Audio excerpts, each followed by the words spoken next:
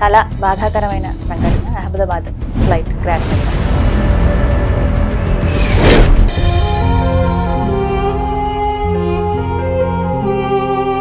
తామరాకు పైన నీటి బొట్టు లాంటిది అట జీవితం. అందుకే చెప్తారు మరణం ఎప్పుడు వస్తుందో తెలియదు. నేను వెళ్ళి డాక్టర్ చదివే పిల్లవాడు పైకి వెళ్ళి తింటుంటే నేను పోతాను అని అనుకుంటాడు. కూర్చొని తినేవాడు పోతాడా? పోయాడు. ఎలా? ఎప్పుడు వస్తుందో ఏ విధంగా వస్తుందో తెలియదు. తల్లిదండ్రులు కూడా పిల్లలకు చెప్తుంటారు ఎంజాయ్ చేయాల్సిన వయసు, ఎంజాయ్ చేయాల్సిన వయసు. ఎంజాయ్ చేశాక వయసు ఉంటుందో లేదా నీకేం తెలుసు? చనిపోయే వరకు వారికి సీరియళ్ళు చూపిస్తారు, తినిపిస్తారు, తాగిపిస్తారు, జనాల దగ్గర తీసుకెళ్తారు, ఫంక్షన్ తీసుకెళ్తారు. చనిపోయాక రామ్ నామ్ సత్య హే అంటే తీసుకుపోతారు. దేవుడు ఆయన పుస్తకాన్ని కాపాడుకున్నాడు కానీ ఇంతమందిని ఎందుకు కాపాడలేకపోయాడు అని చెప్పి కొంతమంది కామెంట్ చేశారు. వాటికి మీ సమాధానం ఏంటి? గీతే శాశ్వతం. గీత చాలా ఆశ్చర్యం అది. తల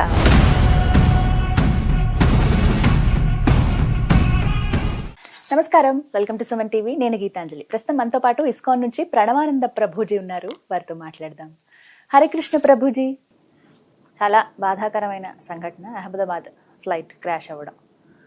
ఆశ్చర్యం అనిపించినవి రెండు అంశాలండి. బాధ అనిపించిందంటే అసలు అందరూ ఒకేసారి ఇంకా కాలి బూడిదైపోయారు. అందులోనూ ఆ బిల్డింగ్ పైన పడ్డం, అందులో ఉన్నటువంటి డాక్టర్లు, కాబోయే డాక్టర్ల స్టూడెంట్స్ ఎవరైతే ఉన్నారో వాళ్ళు. ఫ్లైట్లో ప్రయాణించిన వాళ్ళందరిలో కేవలం ఒక్క వ్యక్తే బతికి చక్కగా నడుచుకుంటూ వచ్చారు. అది చూడడానికి సంతోషం అనిపించినా మిగతాదంతా బాధ అనిపించింది. ఇంకొక ఆశ్చర్యకరమైన విషయం ఏంటంటే భగవద్గీత ప్రభుజీ అస్సలు చెక్కు చెదరలేదు. ఎవరైతే వ్యక్తి అలా తీసి చూపించారో తను కూడా చాలా ఆనందంగా అసలు ఏం కాలేదు అని అనగానే శ్రీకృష్ణ భగవానుల వారు చెప్పిన మాటలన్నీ గుర్తొచ్చాయి అన్నమాట.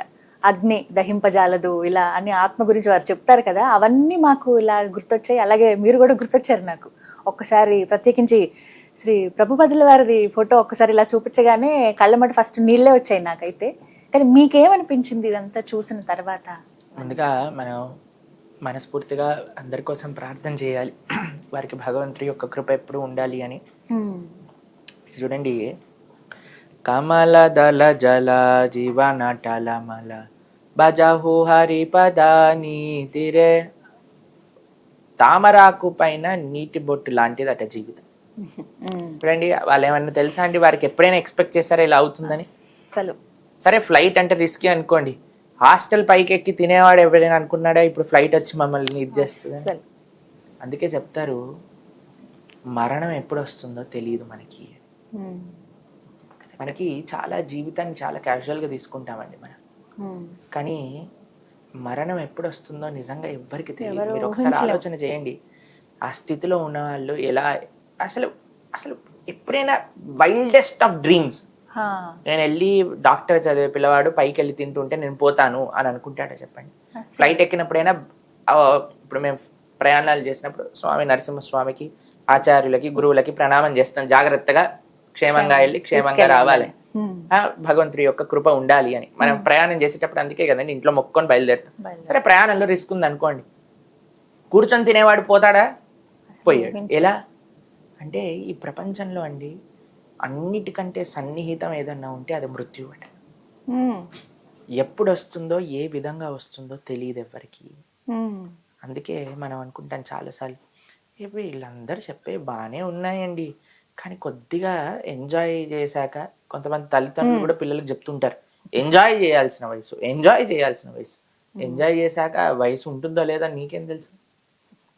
కాబట్టి ఎప్పుడైనా సరే మనం ధార్మికంగా ఉండాలి. ఏ క్షణమైతే మనకి ధర్మం గురించి తెలుస్తుందో ఆ క్షణం మనం లేట్ చేయకుండా ధర్మాన్ని ఫాలో అవ్వాలి.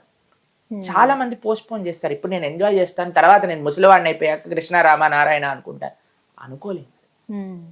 కాబట్టి మీరు చూడండి ఎంత ఎంత ఇది చూడండి. ఆ ట్రిప్కి వెళ్ళారు కాశ్మీర్కి, ఏమైందో చూసాం మనం. ఏదో క్రికెట్ మ్యాచ్ గెలిచింది కదా అని సెలబ్రేషన్స్ కోసం వెళ్ళారు. ఏం జరిగిందో మనం చూసాం.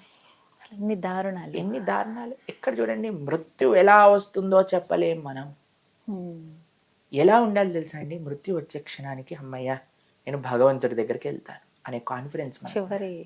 అలా మనం జీవించగలిగితే అది మానవ జన్మ యొక్క పరిపూర్ణత.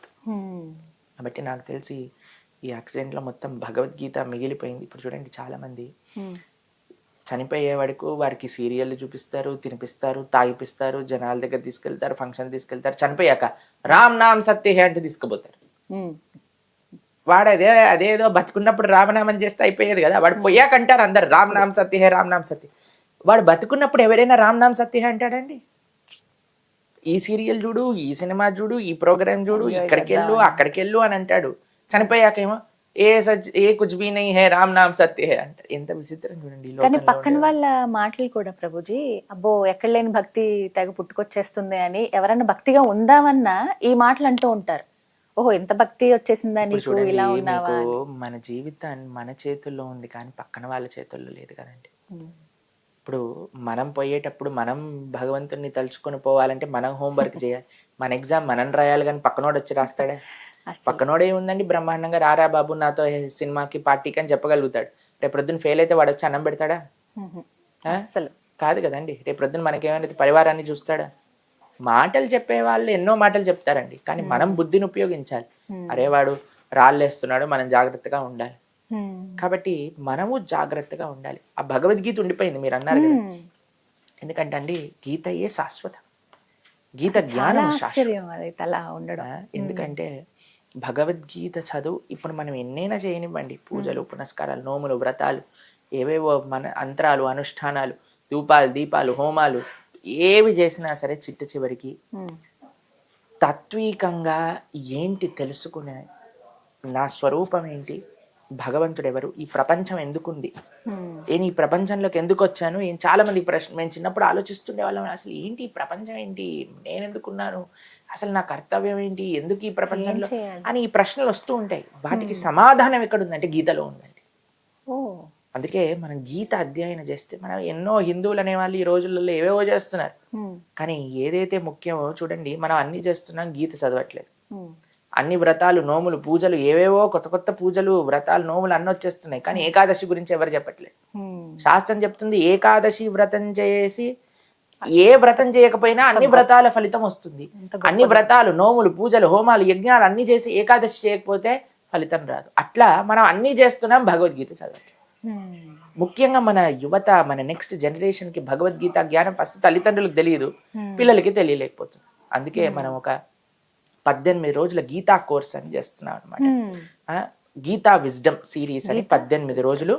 తొలి ఏకాదశి మరుసటి రోజు 7వ తారీఖు నుంచి మనం సోమవారం రోజు రాత్రి 7:30 గంటల నుంచి 18 రోజులు ప్రతిరోజు క్లాస్ ఉంటుంది, ఒక గంట సేపు. దాని తర్వాత ఒక టెస్ట్ ఉంది, MCQ టెస్ట్.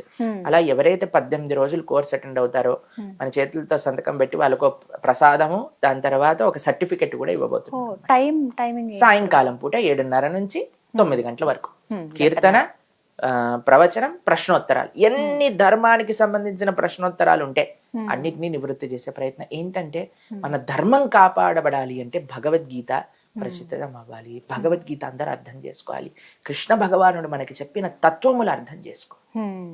కాబట్టి ఇప్పుడు చూడండి, మీరు ఒక్క విషయం చెప్తాను మీకు.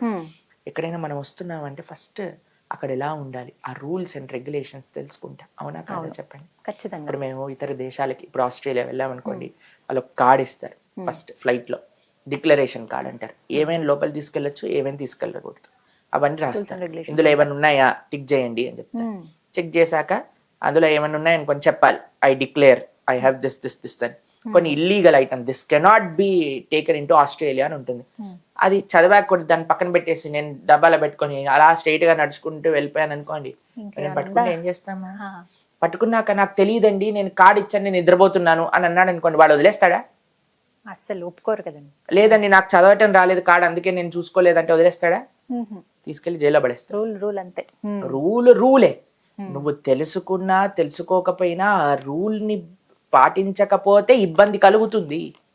కాబట్టి మన బాధ్యత ఏంటి అంటే, ఏంటి ధర్మం, ఏంటి అధర్మం, అసలు జీవనము సులభంగా ఎంతో అద్భుతంగా నడవాలి అని అంటే భగవద్గీత వినాలి. అందుకే ఈ 18 రోజుల కోర్స్ మనం తయారు చేస్తున్నాం.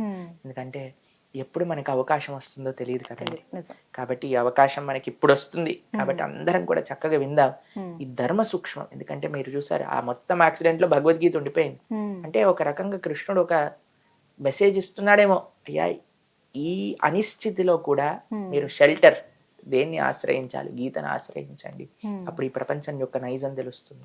ఇక్కడ ఒక్క మాట నేను అడుగుతాను ప్రభుజీ, ఇది చాలా మంది నేను కామెంట్ లో చూసింది, ఏవైతే వీడియోస్ ఉన్నాయో అందులో అడిగిన వాళ్ళు, దేవుడు ఆయన పుస్తకాన్ని కాపాడుకున్నాడు కానీ ఇంతమందిని ఎందుకు కాపాడలేకపోయాడు అని చెప్పి కొంతమంది కామెంట్ చేశారు. వాటికి మీ సమాధానం ఏంటంటే? దానికి సమాధానం ఏంటి అంటే గీత చదవాలి, గీత అంతేనా? తెలుసుకోవాలి. అప్పుడే ఈ జీవితం ఎందుకో, మరణం ఎందుకు, అసలు మనిషి ఎందుకు పుడతాడు, ఎందుకు పోతాడు, ఎందుకు, అసలు ఏంటి, అసలు ఈ జీవనాన్ని అర్థం చేసుకోవటమే భగవద్గీత. కాబట్టి అది ఒక క్షణంలో చెప్పేయచ్చు, కానీ మీ అందరికి ఆ కోర్స్ అటెండ్ అవ్వాలి కాబట్టి చెప్పట్లేదు అనమాట.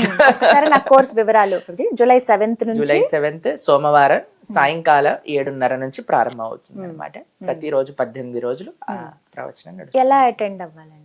ప్రణవానంద దాస్ ఛానల్లో లైవ్ లో వస్తుంది. మన కమ్యూనిటీలో వాట్సాప్ కమ్యూనిటీస్ అని ఉంటాయి కదా, అందులో ప్రణవానంద దాస్ అని పెడితే మన గ్రూప్ వస్తుంది.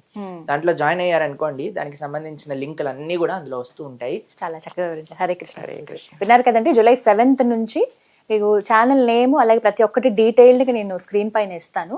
రాత్రి 7:30 అందరికీ ఆఫీసులు, స్కూల్స్ అన్నీ అయిపోతాయి కాబట్టి మంచి ఫ్రీ టైం ఉంటుంది. ఫ్రీ టైం ఉండడం కాదు, మనం ఫ్రీ టైం చేసుకుని ఇది ఒక గొప్ప అవకాశంగా భావించి ప్రభుజీ ఆధ్వర్యంలో ఇదంతా జరుగుతుంది. అండ్ దాంతోపాటుగా మనకు ఒక సర్టిఫికేట్ అలాగే దివ్య ప్రసాదాన్ని కూడా అందిస్తారు కోర్స్ పూర్తి చేసిన తర్వాత. మంచి ఒక గొప్ప అవకాశంగా భావించి మనందరం కూడా పాల్గొందాం, ఆ స్వామి అనుగ్రహం పొందుదాం. నమస్కారం.